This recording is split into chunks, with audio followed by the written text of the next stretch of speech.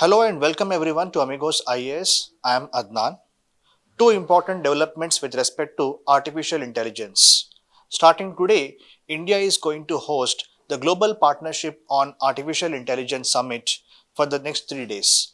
And last Friday, European Union has reached a provisional deal on the first comprehensive rules with respect to regulation of artificial intelligence. So as we all know, artificial intelligence for the past at least couple of decades has been much in use, and these days there are a lot of concerns, ethical concerns with regards to the use of artificial intelligence, and there are no comprehensive laws in many countries across the world to regulate the use of artificial intelligence. Like recently we have seen the deep fake controversy which happened in India, where even the Prime Minister also has commented on that. So how do people know whether something is deep fake or not? And what are the companies who are going to produce this kind of technologies? What are the regulations for them? So is there any framework for them? So let us try to understand first with respect to what EU has decided, because this can be used as model for other countries as well, especially when USA and UK, China, all these countries are scrambling together to frame their own laws to regulate the use of AI. So European Union, okay, Europe has become the first continent to pass this comprehensive set of rules, even though the time will be taken to make the laws, because as per them, it is going to take at least 2025 or early 2026 to be able to implement these particular regulations. So what is this deal about? So as we have seen these days, proliferation of chat GPT is there, biometric surveillance also is increasing, facial recognition, okay, mapping of people, fingerprint mapping is there, and the use of your retina to scan. So all these are different technologies are being used by different countries, but there is a risk of people's privacy and their security as well. So they are going to prepare the details in the coming weeks, which will alter the final legislation, because now the framework has been set, and as the technology keeps evolving, the rules also will keep evolving. So we have to wait and watch what is the ultimate comprehensive law which will be framed on this matter. So until then, companies are encouraged to sign up to a voluntary AI pact to implement the obligations of the rules as mentioned in this provisional rules. Okay, so we have to accept these rules. Now let us see what is the framework here, and understand what these rules are about. Strong restrictions on facial recognition technology and use of artificial intelligence to manipulate the human behavior. Many times when we use these online platforms, so our behavior is also dictated by the artificial intelligence many times. Okay, alongside provisions for tough penalties for any company breaking the rules. Governments can only use real-time biometric surveillance in public areas only when there are serious threats involved, like terrorist attacks. For example, government tries to take our data like scanning of our retina or mapping of our fingerprints, or they can also use our biometric data, for example, facial recognition softwares also. But these also come with serious concerns of privacy. So for victims of, let us say, okay, terrorism or child trafficking or any kind of terrorist activities or any kind of smuggling activities, in that kind of things only they can use this biometric surveillance. See here, the police and the governments would be restricted outside of certain safety and national security exemptions. Apart from these exemptions, you are not allowed to use the biometric surveillance. High risk applications, like let us say self-driving cars will be allowed, but subject to certification and explicit provision for the back-end techniques to be made open to public scrutiny. So there are something like medium risk and high risk and low risk categories. In the high risk categories, so let's say self-driving cars, artificial intelligence can be used for self-driving cars, but the companies which actually make these softwares or technologies should be releasing the documents, or we can say the releasing the technology what is being used. Certification is very important for them, as well as they have to explain the techniques which they are using, because we should be able to evaluate on what parameters these self-driving cars operate using artificial intelligence. And the next one, apart from this, companies that make AI tools which have more potential harm to individuals in society, for example, like hiring for the jobs, education. They also need to provide regulators with proof of risk assessments, breakdown of what data was used to train the systems, and assurances that they are not perpetuating racial biases. Many times to test people, their knowledge, whether it is for jobs or for education. AI tools are used. These AI tools should declare, like the company should declare on what parameters they are framing these questions, because many times we have seen that the AI is biased against women and black people or other genders. Now this is not good. So we have to always, they have to release what the potential, they have to give regulators what proof of risk assessment, breakdown of how data is being used to train the AI. Okay, and human oversight would also be required in creating and deploying this system. That means what, it's not just AI will keep on generating the data. Humans should also have oversight of what AI is doing in this case. These applications, some of the applications fall in medium risk category. They can be used without any restrictions. For example, AI chatbots and software that create manipulated images like deepfakes would have to make clear what people were seeing were generated by AI. Some of the things, for example, AI chatbots are there, which will try to authenticate the users. There it is medium risk category. There also the companies have to make sure there are no biases. And also, if for example, let's say some deep fakes are being used for harmless purposes, and the companies have to inform the user that they are not dealing with the actual person, but they are deep fakes. Let's say for example, you want to complain if internet is not working in your house, or if there is some other complaint, let's say for example any Zomato or Uber. So we have to know that the person with whom you're interacting is actually a real person or some chatbot. Because if you are interacting with chatbot, you should be knowing that fact, and you should ask the chatbot. For example, if chatbot is not satisfying you, you should be having the ability to connect to a human, okay, a person also. So the companies have to clarify whether you're chatting with a chat box or whether a human is actually interacting with you. They also have to inform that. Penalties for non-compliance, depending on the infringement and size of the company involved, fines will be from 7.5 million euros or $8 million, or 1.5% of global annual turnover of the company, rising up to 35 million euros or 7% of global turnover. Of course, for exam perspective, we won't write this in the mains answers, but it to show the gravity of the offenses. That means the punishment for the offenses.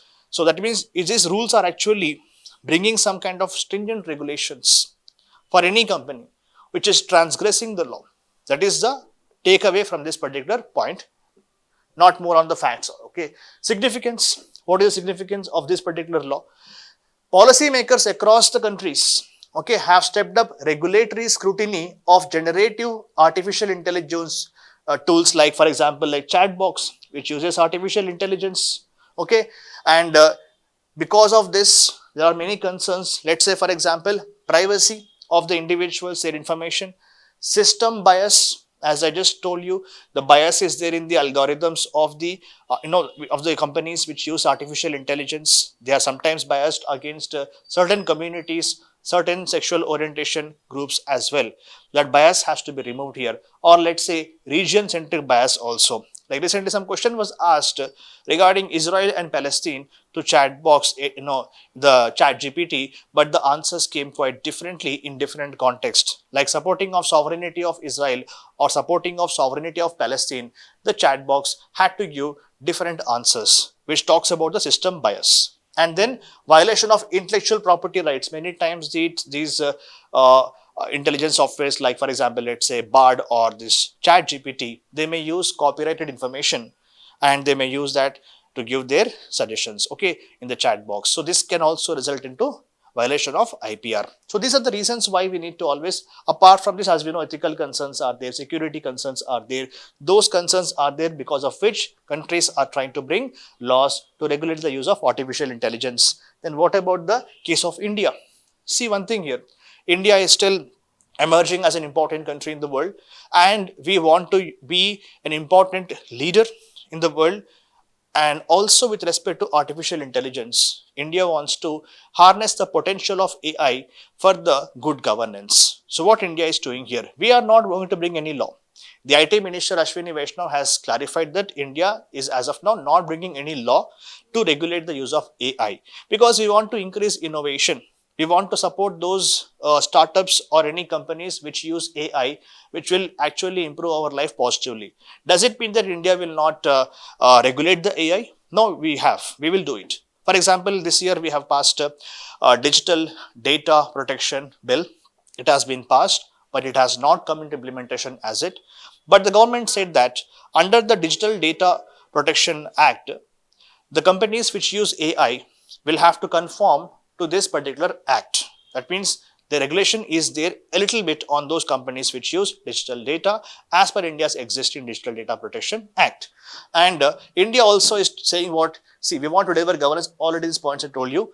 The solutions are at the heart of what Delhi calls digital public infrastructure. That means the infrastructure on digital platforms, let's say Aadhaar, let's say DigiLocker, let's say for example UPI.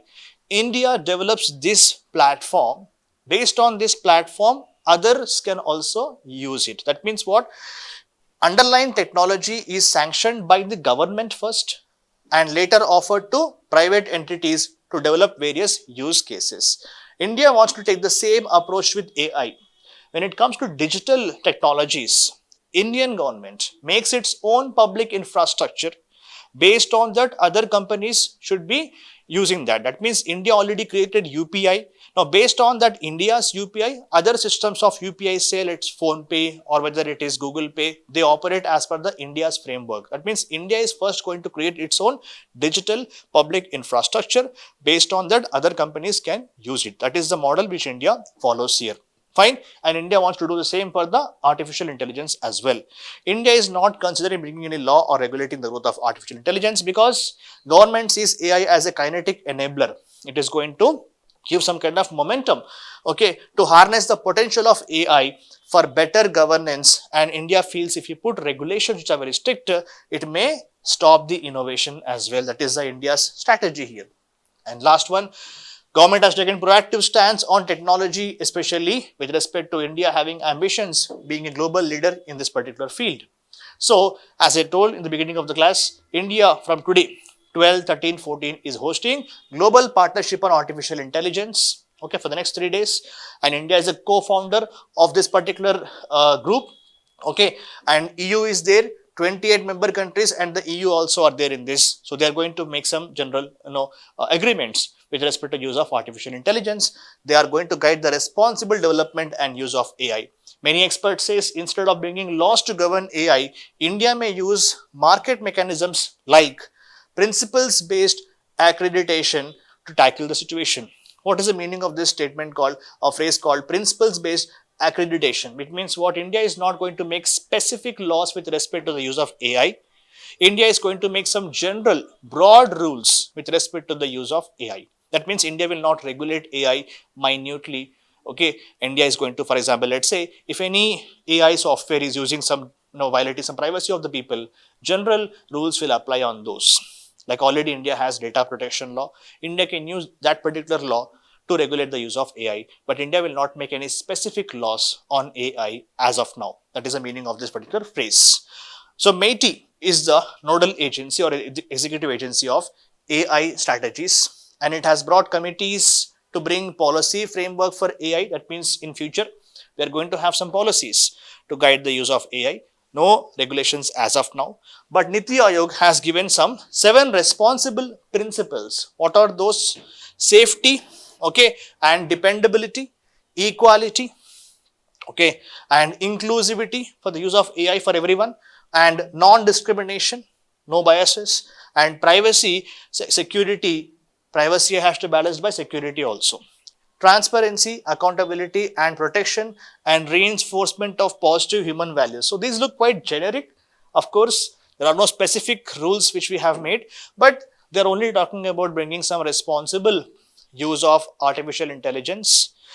The most important aspect out of all this is also GDPR, the General Data Protection Regulation, which came into effect in 2018. It is European Union's most comprehensive data privacy law, where individuals, users, okay, without their consent, we cannot access their data. So of course, India's Digital Personal Data Protection Act has fallen short of bringing such kind of rules, but still let us hope in the future we also make certain rules to govern the use of AI, and we have to also wait and watch what is the final text of that particular agreement which has been reached by the European Union countries, how it is going to be effect. We have to wait and watch for that. So I'll come back to you with another video on some other day. So if you have any questions from this topic, please do ask in the comments below. Keep watching Amigos IAS. Thank you.